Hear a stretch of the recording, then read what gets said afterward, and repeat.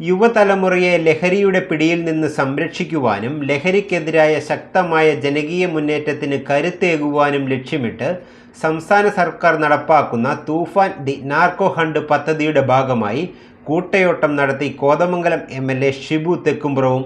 ലഹരിയില്ലാത്ത സമൂഹം നമ്മുടെ കൂട്ടായ ഉത്തരവാദിത്വമാണെന്ന സന്ദേശം ഉയർത്തിപ്പിടിച്ചുകൊണ്ടാണ് കൂട്ടയോട്ടം നടന്നത്.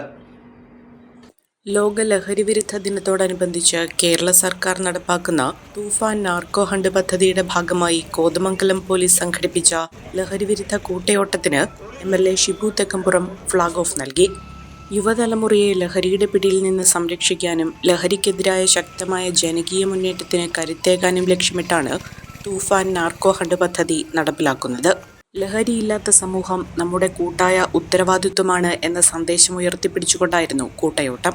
ലഹരി ഉപയോഗവും മയക്കുമരുന്ന് വ്യാപനവും സമൂഹത്തിന്, പ്രത്യേകിച്ച് യുവതലമുറയ്ക്ക് ഉയർത്തുന്ന വെല്ലുവിളികളെ ചെറുക്കാൻ പൊതുസമൂഹം ഒന്നിച്ചു നിൽക്കേണ്ടതിന്റെ ആവശ്യകത പരിപാടി വിളിച്ചോതുകയും ചെയ്തു.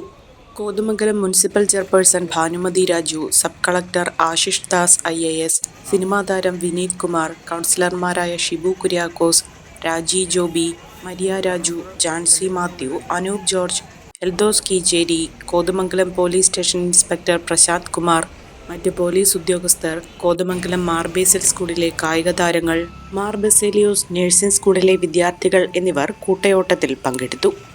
അഹല്യയിലെ വിദഗ്ധരായ ഡോക്ടർമാരുടെ ചികിത്സ കൊണ്ട് എനിക്ക് എന്റെ കാഴ്ചശക്തി പൂർണ്ണമായും തിരിച്ചു കിട്ടി. ഇപ്പൊ എനിക്ക് ഈസിയായി വായിക്കാം. നേത്ര സംരക്ഷണത്തിന് നമ്മുടെ അഹല്യ.